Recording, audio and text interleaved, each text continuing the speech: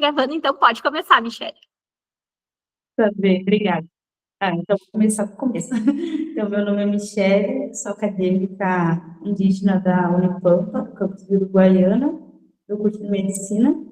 O nosso projeto, então, é intitulado Increcar, Aprendizagens Interculturais e Educação Escolar Indígena na Perspectiva da Sustentabilidade.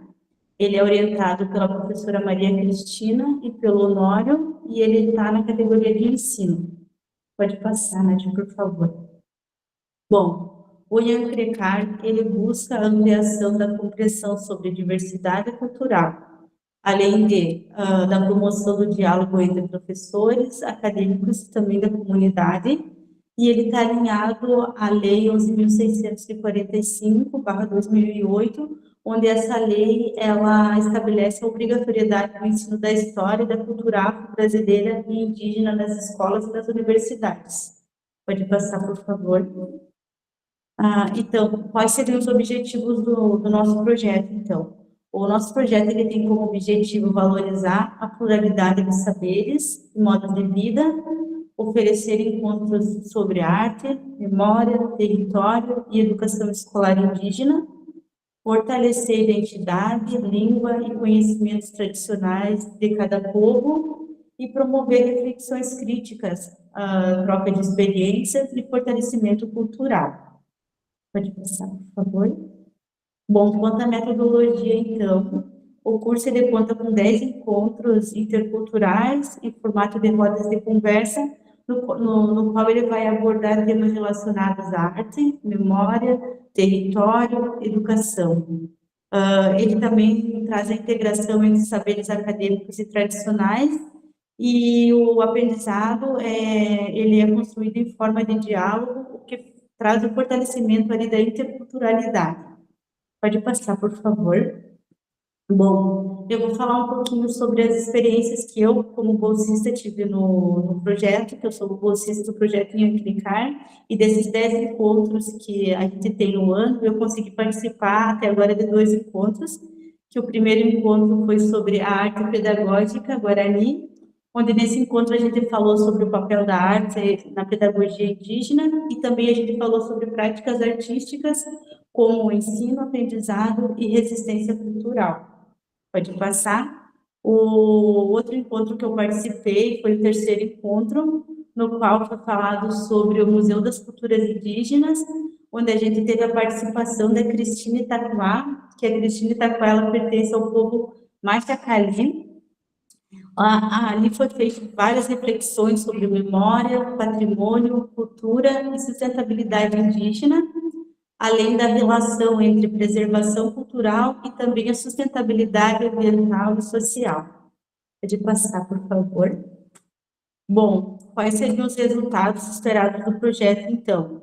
O projeto ele visa a ampliação do conhecimento sobre povos indígenas, além do fortalecimento das identidades culturais, o reconhecimento da diversidade e também da sensibilização para a educação indígena, e a inclusão, resistência e valorização cultural como política pública.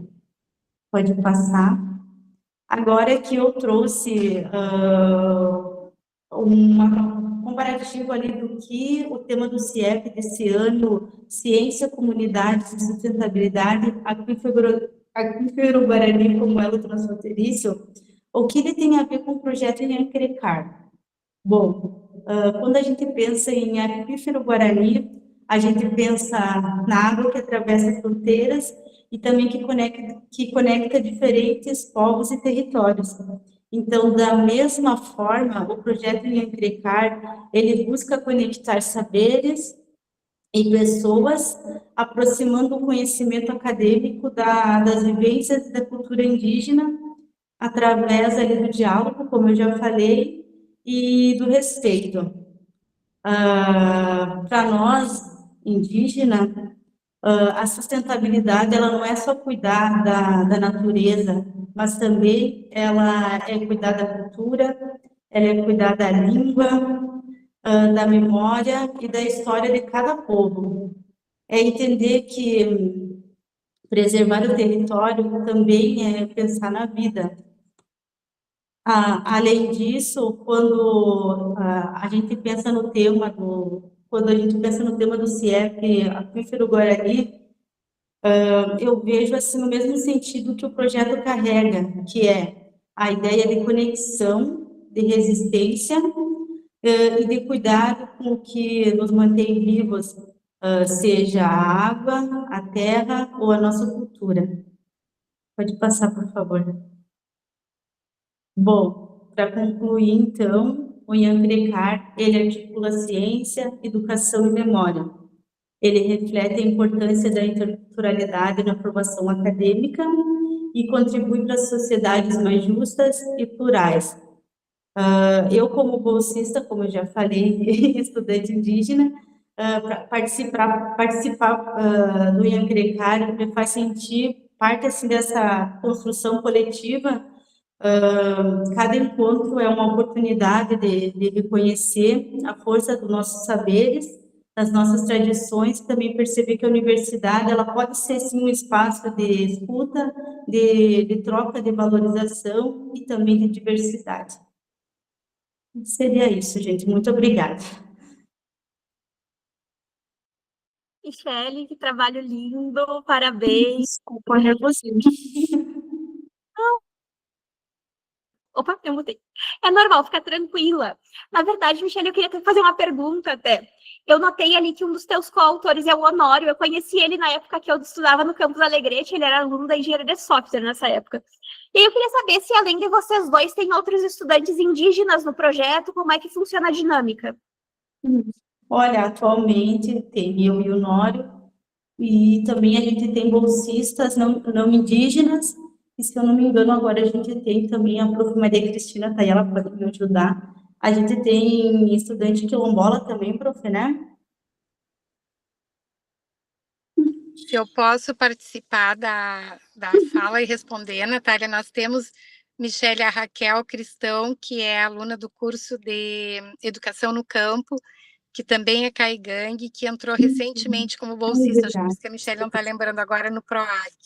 Então, a gente tem preferencialmente bolsistas indígenas, porque nós produzimos conteúdos com eles, né? A Michele já tem colaborado há anos, né? A Michele vem contribuindo conosco, então temos sempre, eventualmente temos bolsistas não indígenas, mas a nossa prioridade é para bolsistas indígenas. Desculpa me atravessar aqui, tava lindo de te ouvir, Michele. Não tem problema, muito obrigada, Maria Cristina. A professora Adriana, quer fazer alguma pergunta? Eu quero também parabenizar a Michele. Microfone aqui. Foi ato assim imediato de abrir o microfone.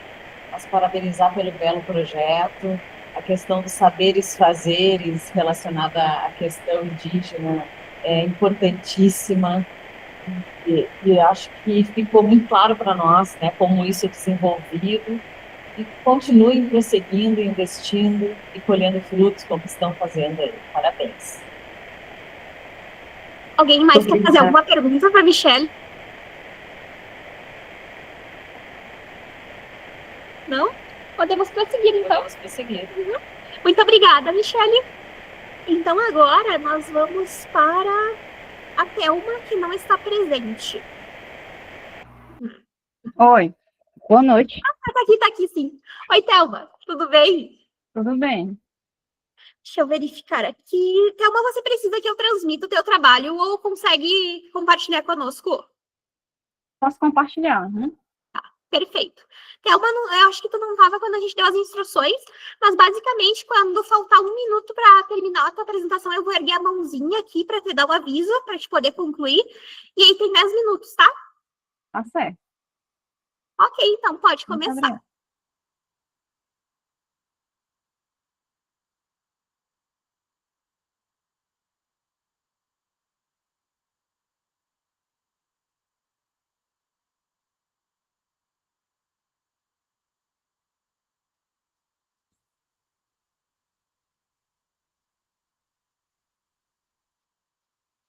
Apareceu?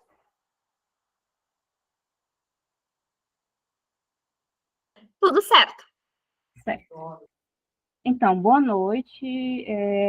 Todos me chamam Thelma, né? Sou a bolsista do Plano de Desenvolvimento Acadêmico.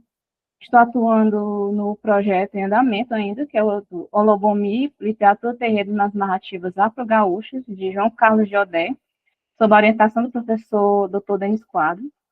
E hoje eu apresento a vocês um pouco do que está sendo estudado nesse projeto, como a análise do conto, a magia da voz de ouvido. Então, falar um pouco do batuque. Ao longo da história, quando pensamos assim, né, na literatura de matriz afro-brasileira, percebemos que muitas obras de destaque, como Tenda dos Milagres, de Jorge Amado, vêm de autores não negros, muitas vezes até não iniciados nas religiões. Mas, se olharmos para a autoria de líderes religiosos, também temos grandes nomes ligados ao candomblé, como o Mestre Didi, Mãe Beata de Iemonjá e a Mãe Estela de Oxóssi. Contudo, quando focamos na tradição do batuque no Rio Grande do Sul, notamos uma grande lacuna de representação na literatura. E podemos ver que a religião batuque está desde do século XIX, e pouco se fala no Brasil, pouco se conhece no Brasil. O batuque é uma religião brasileira, tem sua origem no Rio Grande do Sul, e em meados do século XIX, apesar da maioria das pessoas escravizadas trazidas à região ser de origem banto, foi a matriz cultural Jeje-Nagô, de origem urubá, que exerceu maior influência na sua formação religiosa. E justamente para preencher essa lacuna de representação que surge a figura assim, do babalorixá João Carlos Jodé. Em 1999, ele publica o livro no livro está o conto que eu vou apresentar seguinte, que esse livro, Iemanjá Quer Falar Contigo, tem esses contos cheios de histórias, de vivências do batuque. Então, como o próprio autor ele fala, que ele quer atingir a emoção, contagiar de alegria, fazer sorrir e chorar, fazer todas essas emoções com o leitor. A literatura terreira, ela manifesta como um texto multimodal que transcende o livro e a escrita gráfica para incorporar a oralidade. Nosso trabalho, assim, ele utiliza o conceito de literatura terreira, que também não está tão conhecido na literatura. Pensando pelo pesquisador Henrique Freitas, a literatura terreira, assim, ela vai além do livro e da escrita gráfica, ela se manifesta de várias formas. E o objeto central da nossa análise é o conto A Magia da Voz de Ouvido, que está presente na obra que eu falei, de João Carlos Jodé. A obra, como já comentei, a obra que é o autor, João Carlos Jodé, a publicação em 1999. E ele tem sua afirmação que, como falei anteriormente, que é a emoção, contagiar de alegria, a lágrima fazer sorrir. A história é narrada, o conto a seguir, é narrado por seu neto, que é um narrador personagem. Ele, ao longo do texto, ele recupera suas memórias e as histórias contadas sobre a avó. Que é importante, né, esse registro, estar contando, deixando registrado para as futuras gerações. O tempo da narrativa se passa pela manhã. E o espaço principal é a Feira a Feira Livre de Partenon, em Porto Alegre, no Rio Grande do Sul. Aqui eu falo um pouco sobre os personagens, que o personagem narrador, é o próprio neto da avó Jovita, são protagonistas da avó Jovita, e o tempo de início inicia pela manhã, logo cedo, ao cantar dos pássaros. No início do conto, ele detalha bem esse ambiente, como caótico, como com a influência de vários barulhos, ele detalha bem, você se sente parte desse conto, parte desse local. E o espaço é a Feira Livre de Partenon, em Porto Alegre. Aí ele descreve o ambiente, um lugar movimentado, barulhento, com variedade de produtos, a interação social também, várias pessoas falam ao mesmo tempo, risadas, ele descreve cheiros. E quanto à memória e oralidade, o narrador relembra suas vivências e as histórias de voz de ouvido, transmitidas oralmente, integradas ao folclore do batuque. Respeito e tradição, o respeito que a voz de ouvido recebia por ser mãe de Santo Xangô. Ele descreve muito bem quando ela chega na feira, como ela é tratada pelas pessoas e toda a sua imagem que tem perante essas outras pessoas. A magia da voz Jovita em ação. Então, a voz Jovita, no momento, ela está lá na feira, e chega o momento que ela cai, e ela é ridicularizada por vários homens. Nesse ambiente, começa a se transformar. O dia ensolarado, ele escurece e forma um violento vendaval em redemoinho de areia. Logo, tem a outra reviravolta, que a voz Jovita, ela acaba punindo os zombadores. A gargalhada se transforma em caos, desespero, convulsões e até vômito. Então, o conto exalta a força simbólica da religiosidade afro-brasileira, a relevância da construção de memórias, identidades e resistência cultural. Com o projeto ainda está em andamento, um dos objetivos é analisar, estudar e produzir para dar mais visibilidade e ofertar as ferramentas, as obras para a educação e para as relações étnico-raciais. E é isso, muito obrigada. Muito obrigada, obrigada a todos. Thelma. O tema do teu trabalho é muito interessante. Enquanto eu escutava, até eu lembrei de um orientando de TCC meu que está fazendo um trabalho sobre português, que é o letramento racial. E uma dúvida, eu gostaria de saber como que funciona na prática o projeto. No caso, você leu o conto, e agora, a partir disso, vocês vão começar uma divulgação, é isso? O projeto já desde o início, né, desde o início do ano, ele já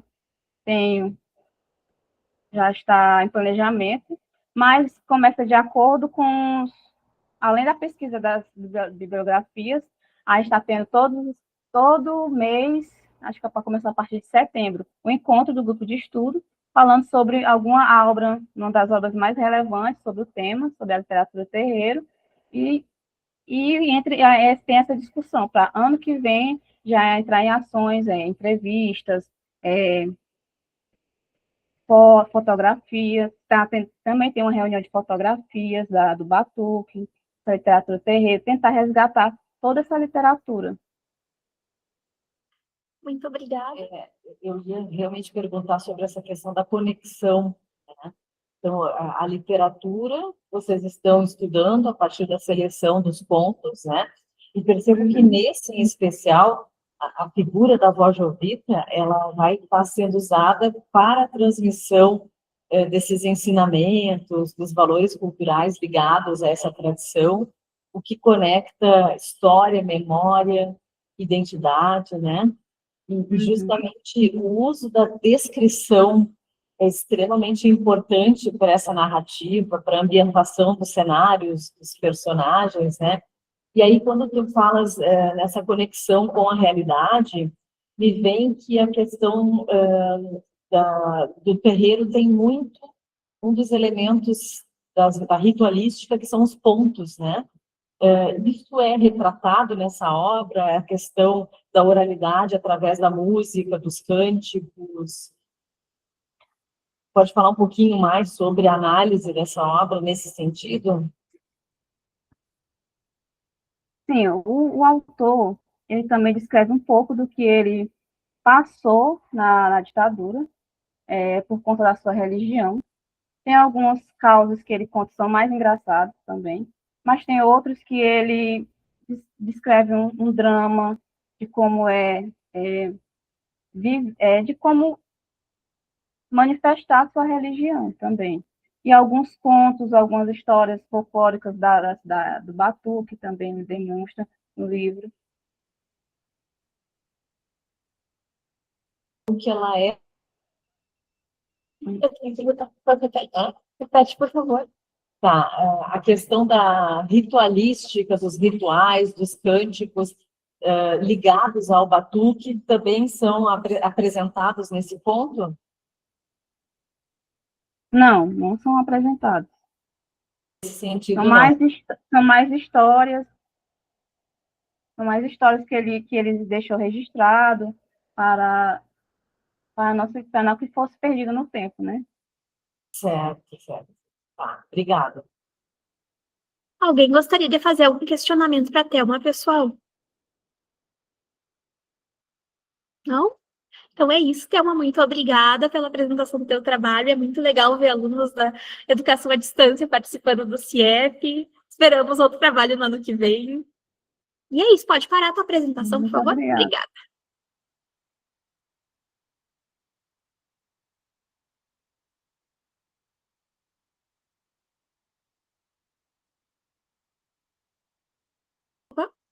Larissa, fica bom para te apresentar agora? Fica assim, posso. Nós estamos um pouquinho adiantadas, mas eu acho que para ti vai dar tudo certo. Então tá. Vou compartilhar, tá? Ok.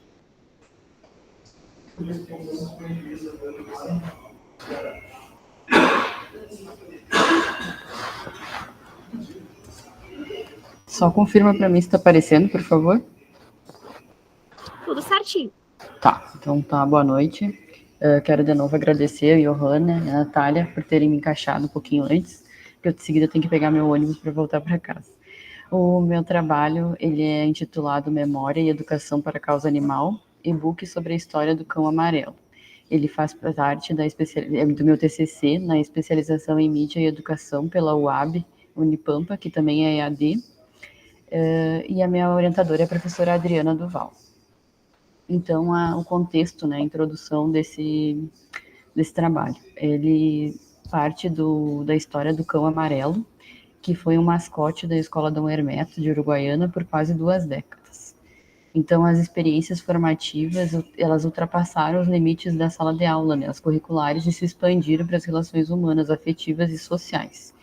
O amarelo, então, ele se tornou um símbolo de carinho, acolhimento e pertencimento, acompanhando os estudantes e profissionais ao longo de diferentes gerações. Ele viu os alunos depois se tornarem pais de alunos, né, na escola. O objetivo desse trabalho é confeccionar um e-book sobre a história da vida de um cão chamado Amarelo, mascote da Escola Estadual Dom Hermeto de Uruguaiana, como estratégia de produção de memória e uso pedagógico junto aos estudantes da instituição e à comunidade, associado à sensibilização quanto ao valor e ao respeito da vida animal em sociedade. Qual é a justificativa, então, desse trabalho, né? Porque falar de um cão, ele busca resgatar e eternizar essa trajetória afetiva, resultando na produção de um e-book. Então, é uma narrativa real, especialmente que é carregada, né, de sensibilidade e vínculo comunitário e possui um forte potencial pedagógico. E falar de um cão que adotou uma escola como lar é falar de convivência, de cuidado, de ética, de respeito à vida animal, né? Que são elementos centrais para a formação humana, né? A gente tem isso na BNCC. A BNCC é dividida em vários campos, né?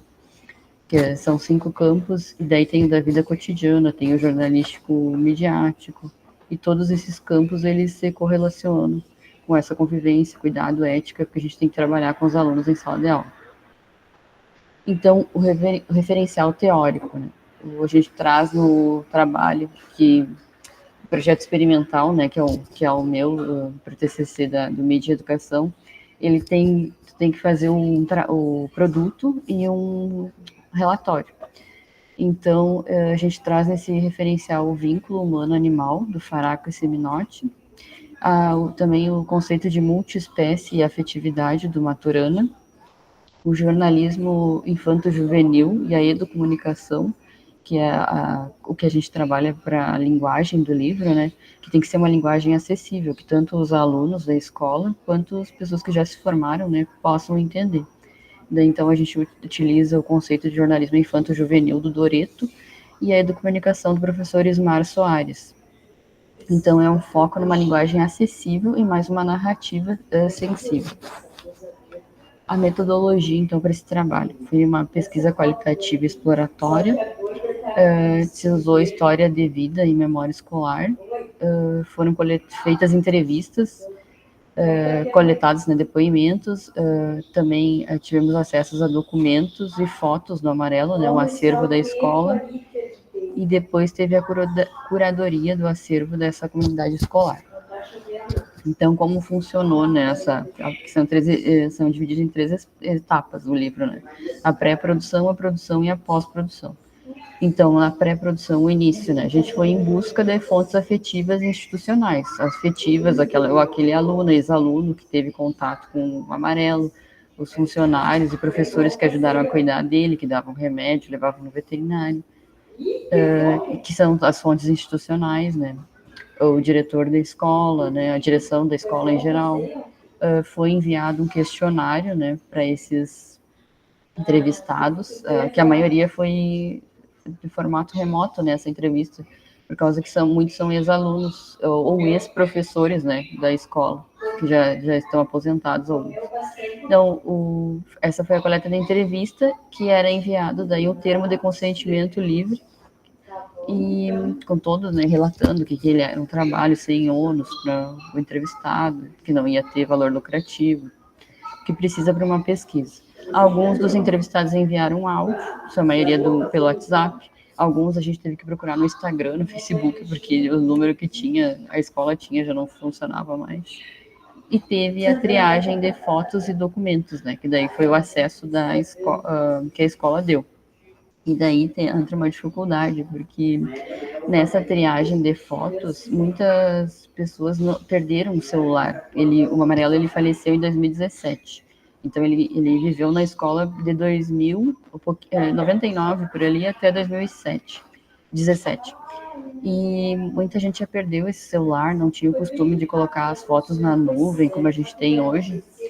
Então, foi muito difícil conseguir fotos, e as que a gente conseguiu, a imagem, assim, não era muito boa. Então, teve que ter mais um trabalho ali para conseguir tratar essa imagem, né, para que ela ficasse com uma qualidade melhor para o e-book.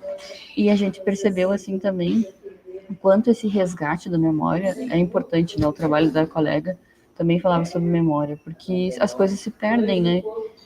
Ninguém tinha quase foto ou lembrava dele. Algumas pessoas, a maioria lembrava, mas algumas pessoas lembravam uma professora não lembrava de um trabalho que ela mesma fez com os alunos. Então, o quanto é importante, sabe, esse registro da memória. Então, a produção. Daí a gente organizou o livro em 12 capítulos, com essa linguagem afetiva, educativa e acessível. Foram utilizadas as imagens do cão amarelo, mais QR Code. Essas imagens que estão passando no slide para vocês, elas estão no livro. Essa que está na tela agora é ele entrando na formatura dos alunos do 9º ano do ensino fundamental, no que foi o penúltimo ano de vida dele. Foi a última formatura que ele assistiu e ele foi homenageado. A gente também usou ilustrações, ícones e o formato da Polaroid na capa, que é para evocar a memória mesmo, sabe? Aquela memória antiga guardada. Então, a pós-produção. Esse é a capa do livro. Se der tempo, eu mostro um pouquinho no Canva ali como é que ficou, que ele fica maior. Ficou em 86 páginas. A gente usou uma resolução que é indicada para tablets e celulares, que é o que, né, como ele é digital, está salvo em PDF, e também o link público no Canva pode ser acessado. Na capa, a gente utilizou a fonte Lobster, que é aquela que diz amarelo, que é para destacar e dar aquele contorno da fonte cursiva. E essa Brindle Wright, ela é essa que diz o cão que adotou a escola amarela, que lembra a escrita de uma criança, sabe? E a Open Sans foi dentro do livro, que é aquela fonte que a gente já está mais acostumado, e que é a que eu utilizei, inclusive, no slide, uma fonte mais limpa, assim. A paleta do livro é com o predomínio da cor amarela, né, para lembrar a pelagem e o nome dele. Colocamos um selo ali de histórias reais de afeto e convivência. E o livro ele vai ser disponibilizado digital, né, e vai ficar de acervo para a escola. Só enfatizando, né, quando a gente escreveu o resumo, a gente vai iniciando o livro, era lá em agosto que a gente submeteu para o CIEP, né, e agora o livro já está pronto. Dia 22 eu vou defender. Então, as considerações, então, por que é importante, né, falar de um cão, e especialmente do amarelo, né, que marcou a vida de tantas crianças e profissionais. A preservação da memória, né, como a gente já falou, esse reforço dos vínculos afetivos, que é tão importante a gente falar, né. Hoje em dia, até a Rede Estadual de Educação tem até uma avaliação que está sendo aplicada agora no final do ano, que é em parceria com o Instituto Ayrton Senna, que trata das habilidades socioemocionais. Nessa avaliação, se fala sobre a importância de trabalhar a empatia, o cuidado com os alunos, né? Que são habilidades que a gente vai aprendendo desde cedo, trabalhando desde cedo, né? Então, quantas coisas a gente vê, às vezes, de crueldade com os animais, né? E isso a gente tem que trabalhar desde cedo, né? Como cuidar bem dos animais, por que eles são importantes para a vida, em geral, né? E a educação para a proteção animal. Então é isso, essas são as referências. E obrigada, coloquei meu e-mail ali. Eu não sei se dá tempo de eu mostrar o livro ou se já ultrapassei. Larissa, como a gente está bem adiantado, não tem problema, pode mostrar. Posso mostrar? Tá, bem rapidinho, só vou colocar aqui. Essa é a capa, tá? Ficou amarelo, o campo adotou a escola do Hermeto. O nome da autora, o selo. Aí aqui tem os créditos, né? Vou mostrar um capítulo para vocês como ficou. Aqui é o sumário, dividido, né, em 12 capítulos. Daí a gente brinca, né, com a apresenta-cão, né, da apresentação. E é ele aqui na sala de aula, aqui na sala dos professores, aqui no corredor, entrando na escola. Apesar das fotos não ter tanta foto e elas não serem uma qualidade tão boa, a gente conseguiu fazer um bom aproveitamento delas. Aqui ele no pátio, no meio das crianças, observando o movimento. Aqui que eu usei ele no final dele com a roupinha de Natal, de Papai Noel. Os professores no ginásio. E daí o livro segue assim, são vários capítulos. Aqui é ele no bar, que os professores falam que o lanche preferido dele era enroladinho de salsicha, daí tá ele aqui com enroladinho. Ele apareceu na RBS TV e na Ana Maria Braga também, ele é bem famoso, foi bem famoso. E aqui tirando uma sonequinha na sala de aula. Daí o livro também traz esses elementos, como eu falei, né, do QR Code para trabalhar a questão da multimodalidade, né, como é uma especialização em mídia e educação. Bom, não vou me alongar muito. E é isso, então. Muito obrigada pelo espaço. Larissa, que trabalho lindo, parabéns. Eu quero assistir a tua defesa do TCC. Eu queria te fazer uma pergunta. Qual é a tua relação com o amarelo? Teve alguma? Qual foi o motivo de ter se interessado em pesquisar isso? Eu acabei não mencionando. Eu não conheci o amarelo, porque ele estava estudando em São Borja, jornalismo, na época que ele apareceu na TV, que ele ficou conhecido, né? Antes era uma relação mais da escola com ele. Ele faleceu em 2017, bem quando eu era que eu me formei. Porque eu falei dele porque eu sou secretária da escola, né? Atualmente eu trabalho lá como secretária. E senti a necessidade, né, de falar dele, porque todo mundo que chega para trabalhar pergunta, né, aqui que teve, vocês conheceram o amarelo que teve aqui, o cachorrinho, o mascote da escola? E daí todo mundo perguntava e tinha uma pessoa que tinha uma memória aqui, outra ali, e daí eu levei para a orientadora, né, porque a gente não falar do amarelo, ela deu a ideia do livro, né, daí eu assim, vamos fazer um livro então. E eu também já fiz um outro livro, que foi do meu TCC de jornalismo, também foi sobre cães, que eram os cães comunitários de São Borja. Daí eu tenho já de falar de bicho, né? E daí eu uni o jornalismo, a educação e o trabalho, né? Onde eu tô para falar do amarelo. E é interessante como os bichinhos marcam as trajetórias das pessoas na área da educação, né? Lá em Alegrete a gente tem um projeto que é o Unipatas, que é justamente para cuidar dos cachorros do campus. E eu lembro também do campus de Jaguarão, em que lá tinha uma cadelinha que era muito amada por todos. E até hoje existe o túmulo dela lá, ela já faleceu, né? E ele tá lá do campus, o pessoal visita, é uma experiência muito legal de ver como eles amavam esse bichinho e como eles trazem mais felicidade, né, nas escolas. Professora Adriana, a senhora é orientadora, mas quer fazer algum comentário? Eu preciso fazer 2 comentários. Um deles é dizer para todos que estão aqui que essa sessão estou participando na condição de comentarista, não de avaliadora, tá? De isenção total, a avaliadora que é a Nath. E a Larissa é uma querida, não só orientanda, né, duplamente, graduação e pós, mas, assim, uma amiga e uma filha, tá? Inclusive, sou madrinha de casamento da Larissa. Muito orgulho aí de saber que ela continua e acompanhar, né, que ela continua produzindo aí sobre a questão da causa animal. Eu gostaria de perguntar uma coisa, até para que vocês percebam a profundidade do trabalho dela, tá? Larissa, muitas vezes nós fomos criticadas e dizem assim que falar de animal é falar de algo menor, que o animal ele não se comunica, ou seja, como que ele vai contar a sua história, né? E aí eu queria que tu revelasse como essa história é contada, que na realidade tem a ver com o humano que está por trás do animal. Então, comenta um pouquinho sobre quantas fontes tu consultou que te deram entrevista e como que tu espera que essa história, ao chegar aos alunos da escola, repercuta? Qual a tua expectativa? São essas duas questões. Comenta dos bastidores, da profundidade da pesquisa e da tua expectativa, por favor. Tá.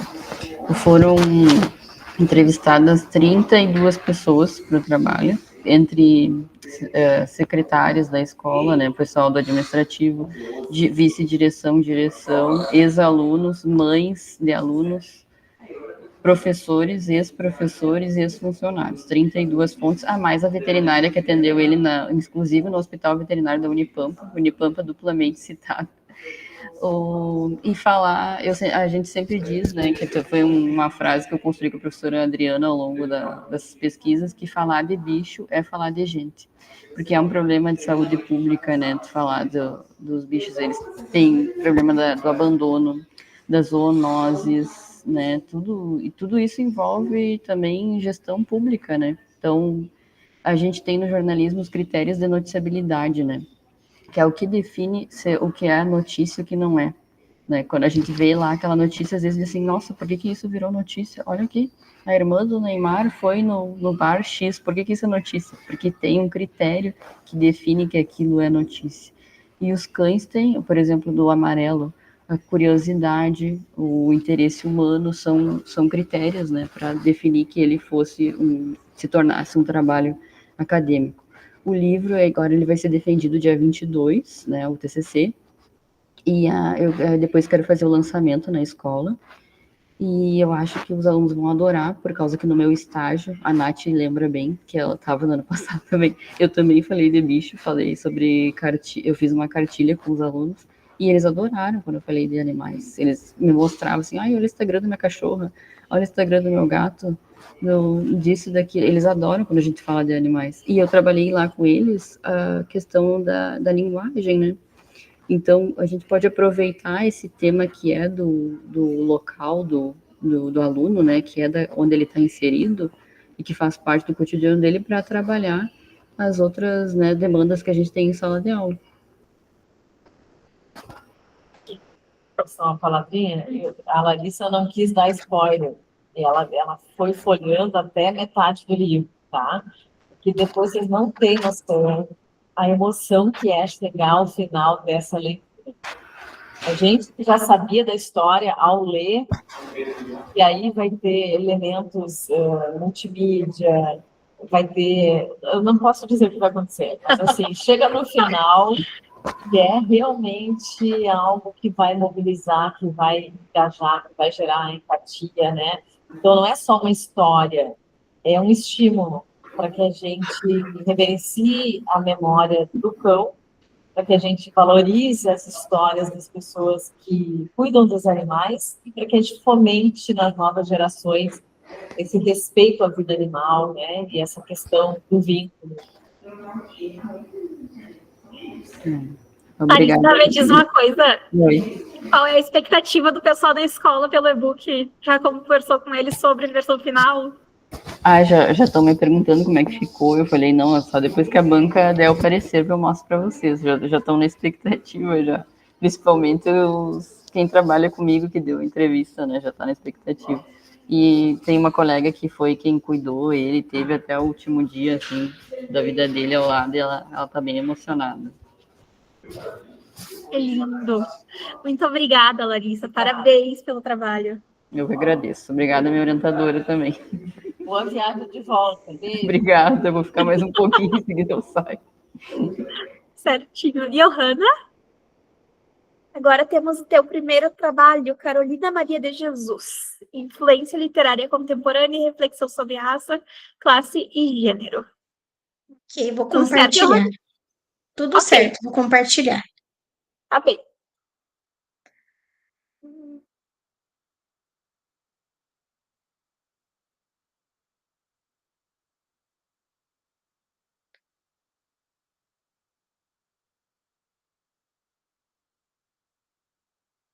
Só um minuto, não tá querendo ir?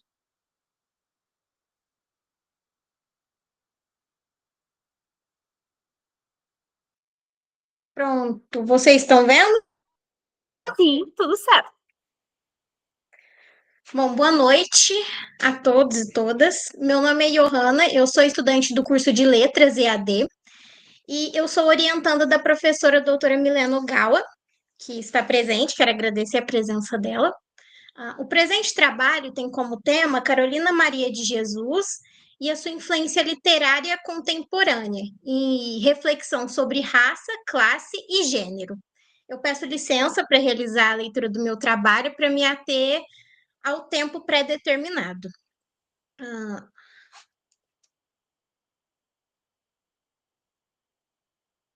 Em 1960, Carolina publicou O Quarto de Despejo, Diário de uma Favelada, uma obra que marcou profundamente a literatura brasileira. Neste livro, ela retrata o cotidiano na favela do Canindé, em São Paulo, expondo as duras condições de exclusão social, pobreza e racismo estrutural. A partir de uma perspectiva pessoal e sensível, a Carolina transforma sua vivência em uma poderosa forma de resistência política e cultural, revelando a força da literatura como um instrumento de denúncia e transformação social. A Carolina Maria de Jesus nasceu em 1914 em Minas Gerais e viveu grande parte da sua vida em extrema pobreza. Como mãe sola e catadora de papel, ela enfrentou uma rotina exaustiva, buscando sustentar os seus filhos em meio à fome e à falta de acesso a serviços básicos. Mesmo nessas condições, ela desenvolveu uma escrita potente, registrando suas experiências e reflexões em diários. A literatura, para Carolina, não era apenas uma expressão artística, mas era também um ato de sobrevivência e resistência intelectual. A sua trajetória demonstra que, mesmo diante da marginalização, é possível afirmar uma voz crítica e autêntica sobre o Brasil. A descoberta literária da Carolina ocorreu de uma forma quase que acidental. Em 1958, o jornalista Audálio Dantas visitava a favela do Canindé para uma reportagem, e ele ficou impressionado ao ler os manuscritos da Carolina. Ele reconheceu imediatamente o valor literário e social daqueles textos e a ajudou a organizá-los para uma publicação. Quarto de Despejo foi lançado em 1960 e rapidamente se tornou um sucesso e foi traduzido para mais de 10 idiomas. O livro não apenas revela uma escrita. O livro não apenas revelou uma nova escritora, mas também trouxe à tona um retrato cru e verdadeiro da desigualdade social no Brasil urbano. Carolina inaugurou um novo espaço na literatura brasileira, o da mulher negra e periférica, que escreve sobre sua própria realidade. A sua voz rompeu o silêncio histórico, imposto às classes populares e às mulheres negras, tornando-se um símbolo de resistência. A literatura de Carolina é, ao mesmo tempo, denúncia e afirmação. Ela transforma a marginalização em um discurso político, evidenciando as contradições de um país que se dizia democrático, mas permanecia profundamente desigual. A sua escrita simples e direta reflete o cotidiano, mas carrega uma enorme força crítica e uma sensibilidade estética. Algumas imagens não estão aparecendo. Bom, vou seguir. Agora eu vou realizar uma breve análise da obra. A dimensão da raça na obra da Carolina Maria de Jesus é a parte central da obra. Ela enfrenta o racismo estrutural diariamente, seja no preconceito contra a sua cor, seja pela sua aparência ou por sua condição social. No entanto, a Carolina não se vitimiza. Ela reafirma com orgulho a sua identidade negra, como vemos na frase, abro citação, adoro minha pele negra e meu cabelo rústico. Essa autovalorização rompe com o olhar colonizador e reivindica a negritude como espaço de dignidade e beleza. A sua escrita, portanto, é também uma forma de resistência racial e de reconfiguração simbólica da mulher negra brasileira. Não, da mulher negra na literatura brasileira, perdão. A questão de classe também aparece em Quarto de Despejo de uma forma muito intensa.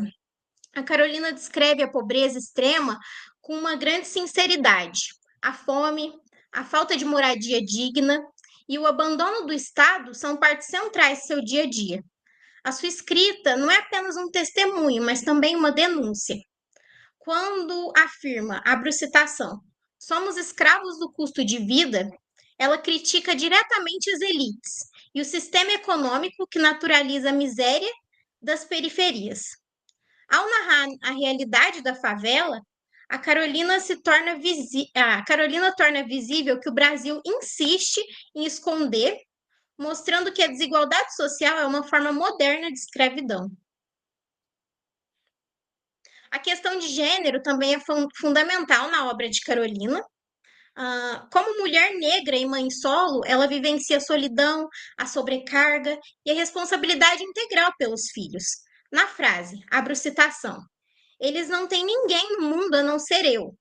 Percebemos o peso de ser a única provedora e cuidadora, em um contexto de pobreza e ausência paterna. Carolina revela como o machismo e a desigualdade social se cruzam, tornando ainda mais dura a vida das mulheres negras nas favelas. A sua narrativa antecipa debates do feminismo, ao mostrar que a opressão de gênero é inseparável das questões de raça e classe. O impacto da obra de Carolina Maria de Jesus ultrapassa os limites da literatura. A sua escrita inspirou gerações de escritoras negras, como Conceição Evaristo, que desenvolveu o conceito de escrevivência, que tem como significado escrever a vida e a experiência de ser uma mulher negra.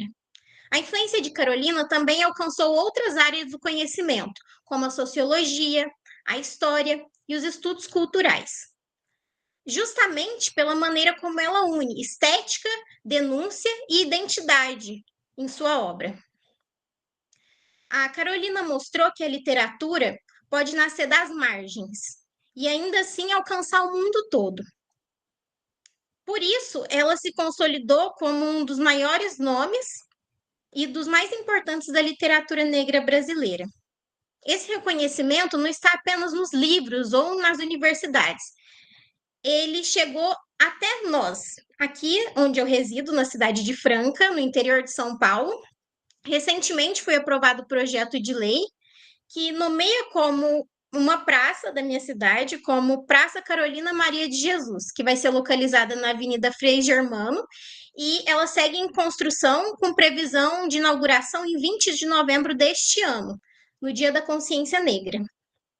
Aqui nós podemos entender que, para além de uma homenagem, uma reparação simbólica e também um gesto público de valorização e memória negra. Transformar o nome de Carolina em parte da paisagem urbana da minha cidade é afirmar que a sua história precisa estar presente no cotidiano. Assim, quando estudamos a Carolina Maria de Jesus, não apenas olhamos para o passado, mas para o presente e construímos memória e consciência coletiva. Carolina continua viva em suas palavras e sua luta, e agora também aqui em Franca, em forma de memória e reconhecimento. Encerrando essa apresentação, precisamos olhar para o Brasil de hoje, não como algo distante, mas como continuidade do horror que a Carolina já denunciou. Nos últimos dias, em uma comunidade do Rio de Janeiro, moradores relataram que corpos foram levados por vizinhos após uma chacina. A cobertura midiática rapidamente rotulou o episódio como um acerto de contas, sem considerar quem são as vítimas. Em bairros vizinhos, moradores ouviram tiros e relataram balas atravessando janelas.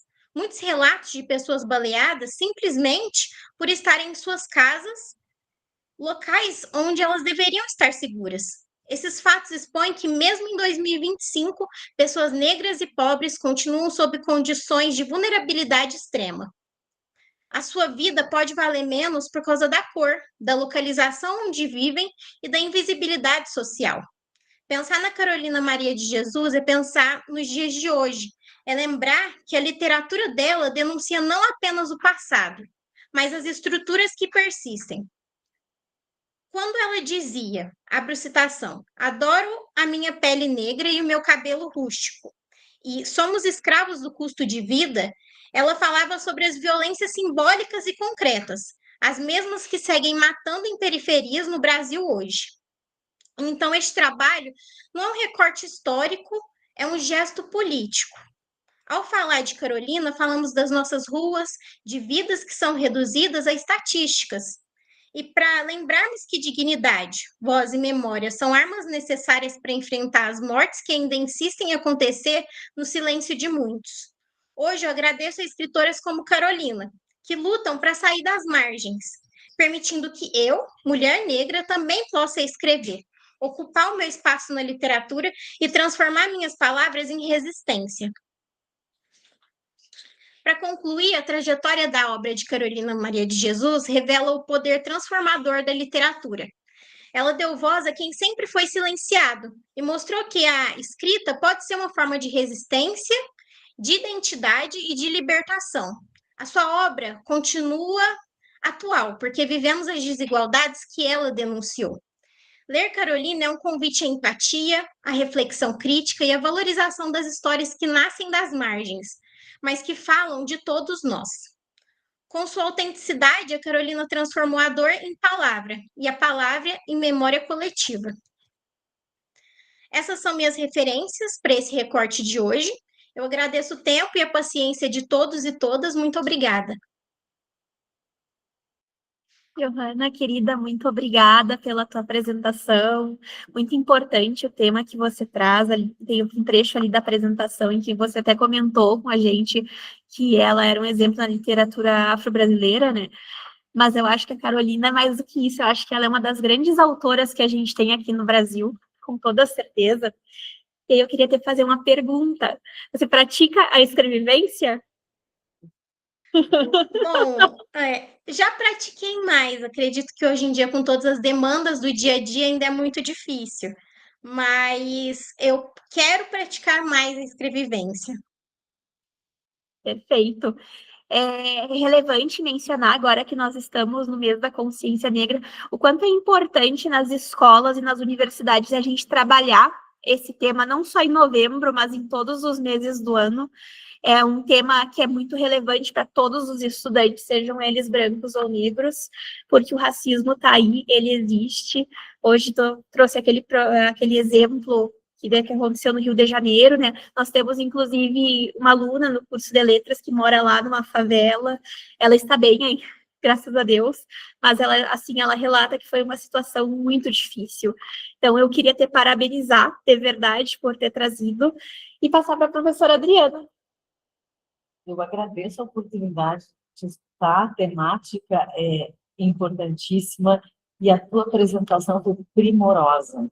Fez muito bem ao fazer a leitura desse material que tu e a orientadora prepararam, porque assim foi possível para nós entendermos esse percurso do trabalho que vocês estão desenvolvendo, com análise narrativa articulada, com análise biográfica e a conexão disso com um caráter crítico-reflexivo muito bem pontuado a partir da realidade atual. Então, a gente viu o desenrolar do que vocês estão estudando e analisando de uma maneira muito bacana agora na tua apresentação, tá?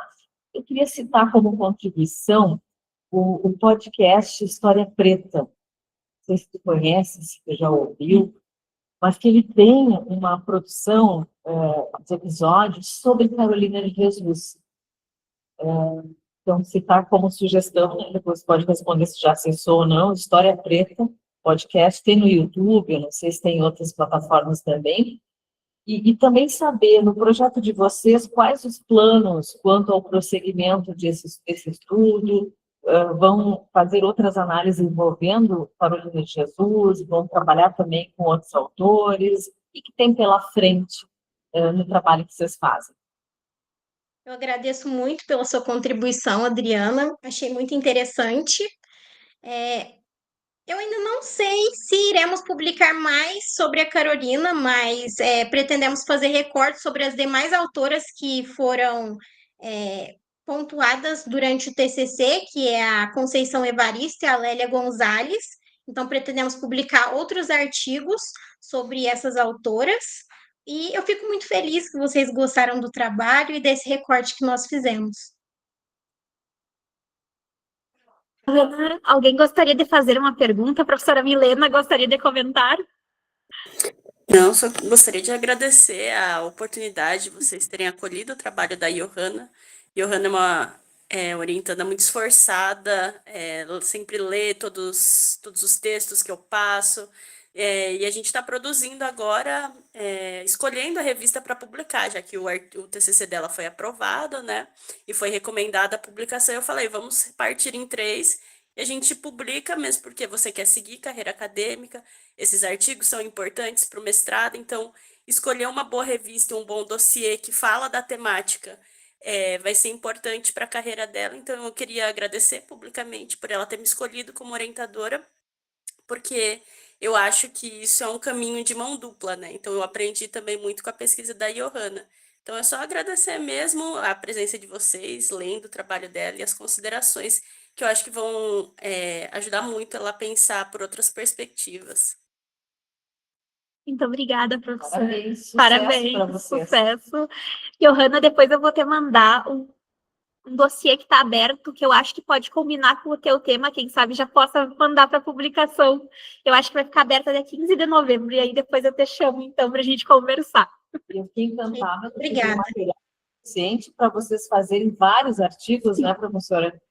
Então, assim, olha, vem muita coisa boa por aí, o currículo da Johanna vai bombar, porque tem muita coisa que vocês podem, a partir desse trabalho, desenvolver juntos e publicar. Muito obrigada, meninas. Johanna, nós temos mais um trabalho com você agora.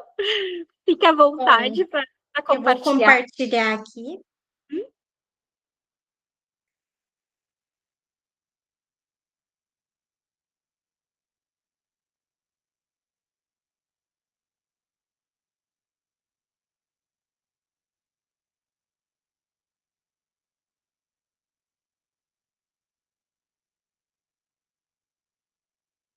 Tudo certo? Vocês estão vendo? Sim. Sim, tudo certo. Bom, então, novamente, boa noite. O meu nome é Johanna, eu sou aluna da graduação em Letras EAD, e eu apresento aqui o trabalho intitulado Curso de Latim no LECA Unipampa, desenvolvido em parceria com o professor Michael dos Santos Sanches, mestrando em Letras Clássicas pela Universidade de São Paulo, Paloma Marques da Silva, sob orientação da professora doutora Milena Gala, e co-orientação do professor Ronaldo Couveiro. O curso integra as ações do Laboratório de Estudos sobre a Cerâmica Antiga LECA da Universidade Federal do Pampa, Campus São Borja, e faz parte de uma série de iniciativas voltadas ao ensino, à pesquisa e à extensão nas áreas de História Antiga e Arqueologia. Então, novamente, eu peço licença para realizar a leitura do meu trabalho, a fim de me ater ao tempo pré-determinado. O Laboratório de Estudos sobre a Cerâmica Antiga, LECA, UFPEL, surgiu com um propósito pioneiro. Até 2011, o Brasil ainda não contava com um laboratório dedicado exclusivamente aos estudos do material de cerâmica antiga.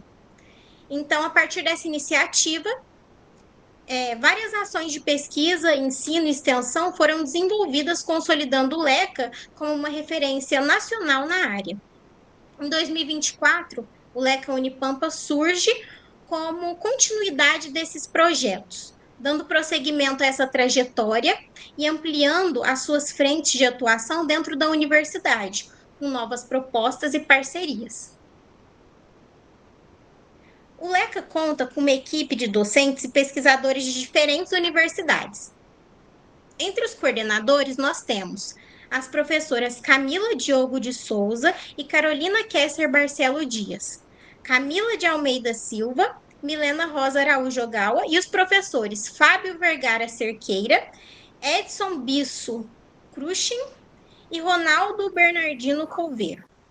Essa composição reflete o caráter interinstitucional e colaborativo do laboratório, reunindo especialistas em arqueologia, história antiga e línguas clássicas, o que fortalece o diálogo entre diferentes áreas da humanidade. O Leca desenvolve uma série de projetos de extensão e formação, entre eles o curso Introdução à Cerâmica Grega, que foi ofertado em diversas instituições como a UFPEL, a USP, a Unirio e a PUC Goiás, além de Portugal, Uruguai e França, mostrando o alcance internacional das ações do laboratório. Também se destacam as semanas temáticas, o curso UP e as atividades conhecidas como Pipoca e Pipoquinha Clássica, que aproximam o público das discussões sobre a antiguidade de maneira acessível e dinâmica.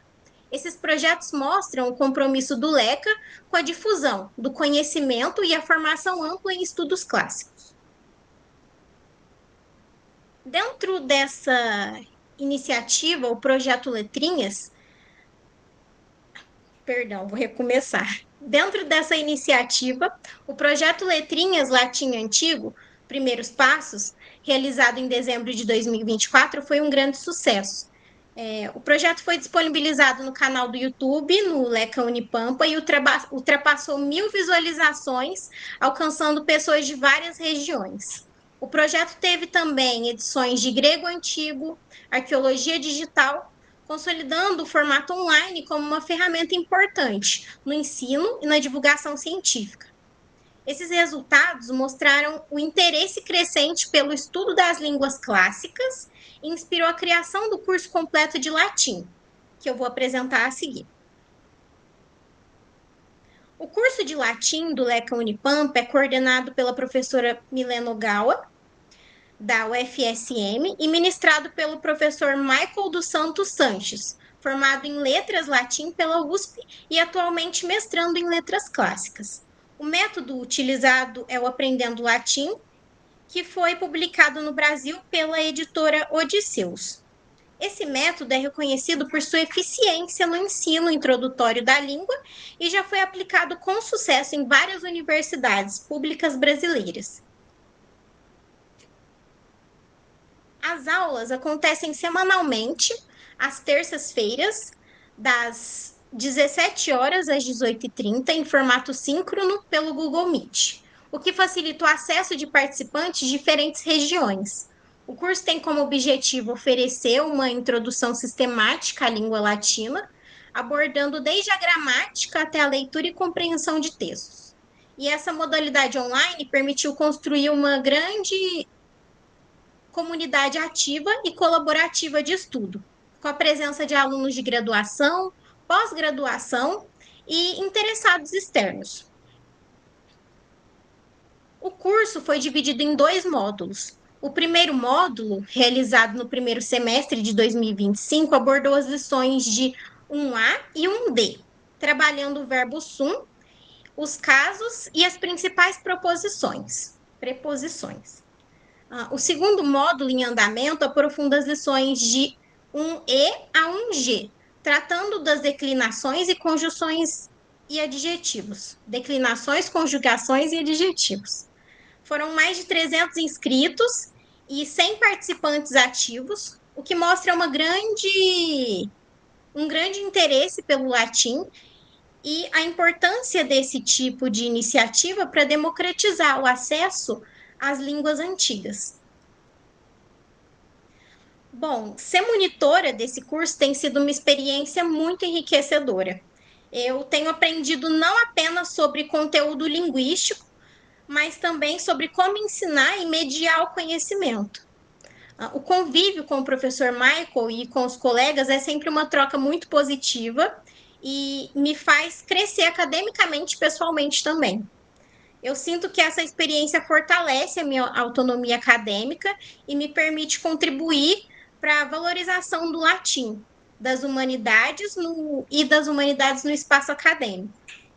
É muito gratificante perceber o entusiasmo dos alunos e a curiosidade que esse curso desperta. Concluindo, o curso de latim no LECA Unipampa amplia o acesso às línguas antigas e promove um diálogo constante entre ensino, pesquisa e extensão. Ele reforça o papel das humanidades dentro da universidade pública e mostra como as tecnologias podem ajudar a tornar esse conhecimento mais acessível. Essa iniciativa inspira novas ações e projetos, fortalecendo redes de colaboração e incentivando o estudo das culturas clássicas. Para mim, participar como monitor é um motivo de orgulho e um passo importante na minha formação.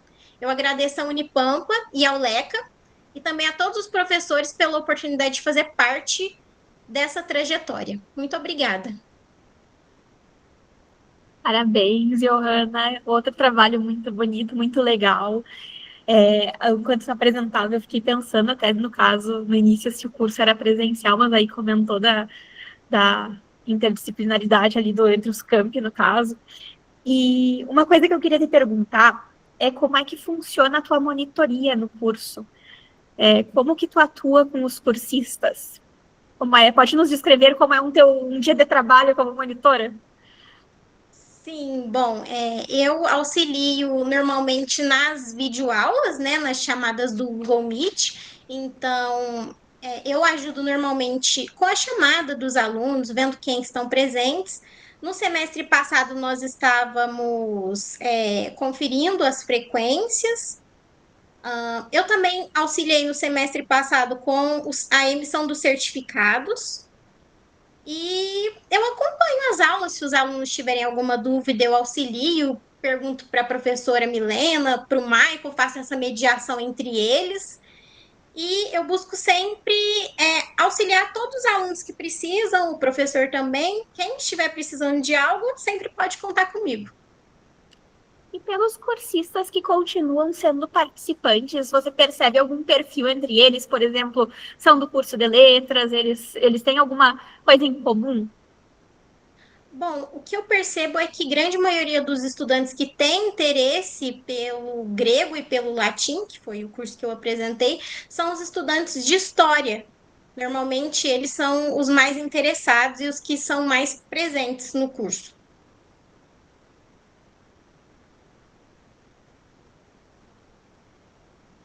Eu até fiquei pensando que seriam estudantes de letras, porque o grego e o latim estão tão ligados com a etimologia das nossas palavras, né? Professora Milena, vou deixar a senhora comentar e depois nós temos um espectador aqui na sala que gostaria de fazer uma pergunta. Não, eu queria só dizer que se não fosse a Johanna, o curso não teria andamento, porque não é só abrir e fechar a sala, né?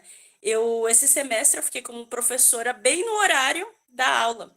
Então, a Johanna é responsável por tudo. O curso está nas mãos dela, então eu confio nela para não só fazer essas questões burocráticas, mas como ela disse, tem muitos alunos que têm muitas dúvidas. E como que surgiu, né, esse curso? Foi quando eu estava na graduação, estudar grego e latim, porque eu sou especialista em Império Romano, né? E eu preciso ler essas fontes. Então, sempre foi muito custoso. Então, quando eu me tornei professora, eu falei, por que eu não crio um projeto assim, né?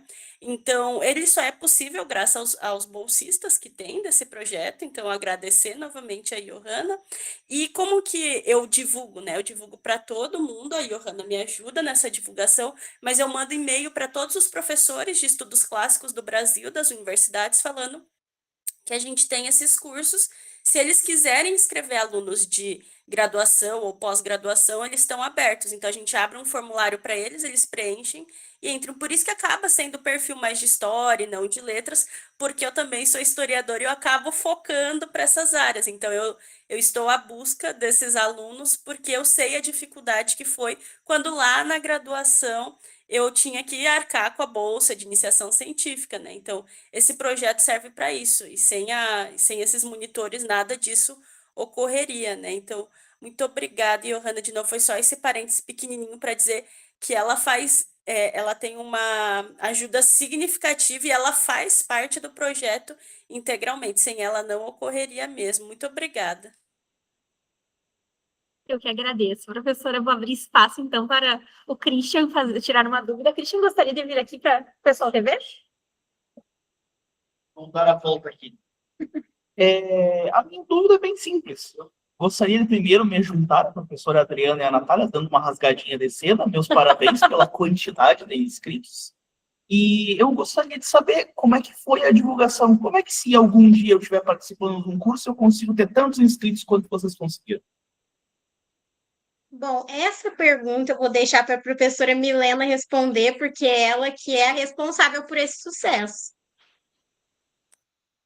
Com licença, eu posso falar? O que aconteceu? A gente divulgou nas redes sociais e também entrando em contato com os professores. Porque que professor de iniciação científica não vai querer que o aluno tenha um curso gratuito por um professor formado em letras clássicas na USP? Então, mesmo que os alunos não quisessem, os orientadores iam falar, vai lá fazer porque é importante, porque não tem como trabalhar na nossa área de estudos clássicos sem entender a língua. Então, por exemplo, a gente precisa entender o contexto que está sendo produzido, como ele é colocado. Então, o latim do século I ele é diferente do latim medieval. Então, que tipo de latim a gente pega? Qual grego a gente pega? Até a gente reforça que é o grego antigo, porque teve gente que pensou que ia aprender o grego e ia para a Grécia. E são gregos completamente diferentes, né? Então, eu acho que se não fosse a ponte com os professores, não teria também esse público, né? E é um público que ele reconhece que não é em todo lugar que a gente tem, né? Não é toda universidade federal que oferece os cursos, às vezes eles são pagos e a gente está oferecendo gratuitamente, porque eu acho que é esse o intuito de uma universidade, né? Democratizar o conhecimento, não adianta a gente ficar ali cobrando, por isso que muitas vezes falam, estudar estudos clássicos é elitista. Como que a gente vence essa barreira, né? Proporcionando essas extensões, né? Então, seria isso. Muito obrigada, professora Milena e Johanna. Esse projeto dá um artigo maravilhoso, também talvez muitos outros. Então, já que quer seguir a carreira acadêmica, fica o conselho, caso já não tenha começado a escrever. A professora Adriana gostaria de fazer uma pergunta agora. Fiquei curiosa se vocês fizeram uma sondagem para saber as motivações para a inscrição dessas pessoas. Sim, normalmente nos formulários a gente tem uma pergunta específica falando sobre isso, quais as motivações, o que o aluno estuda, fazendo essa pré-pesquisa, né, para poder sondar e poder caracterizar quais os alunos e ver se todos eles estão incluídos nesse mesmo núcleo de estudos. Constataram, assim, o que vocês constataram, a maioria busca em que sentido fazer esse curso? Bom, dentre os alunos que eu li as respostas, talvez a professora Milena pode até falar um pouco mais sobre isso, a grande maioria busca se aprofundar na língua para seguir carreira acadêmica e também ter um auxílio nessa área das pesquisas acadêmicas, né? Para poder facilitar, já que, como a professora Milena disse, grande parte dos textos são nestas línguas, então, para eles que são historiadores, facilita muito ter esse contato. Obrigada. Muito obrigada, Johanna. Pessoal, antes da gente encerrar a sala, eu gostaria de convidá-los para abrir a câmera para a gente tirar uma fotinho. É possível? Vamos lá, abre a câmera e vamos. Deixa eu vem cá tirar foto com a gente. Se ajeitar. Vem aqui. Baixa aqui. Fica aqui do teu lado. Tá. Michele, Maria José, Thelma, podem abrir a câmera, por favor? Vamos ver. Vai dar um pouquinho. Acho que não vai, né? Então, vamos lá. 3, 2, 1 e foi. Vai pra câmera, meu bem. Daí na hora apareceu a caixinha de texto. Não tem que Vamos de novo então. Não tem problema, Maria José.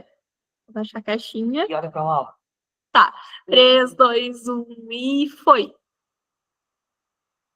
Agora sim. Foi? Foi. Muito obrigada a todos pela presença.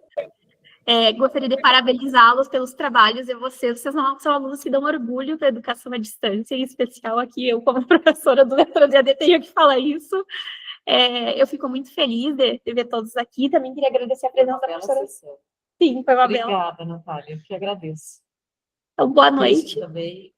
Eu circulei em sala hoje, porque eu posso dizer que os trabalhos mais legais estavam aqui. Viu só? Legal. Eu vou encerrar a gravação, então. Pessoal, obrigada mais uma vez pela Obrigada, permissão. Boa noite. Boa noite.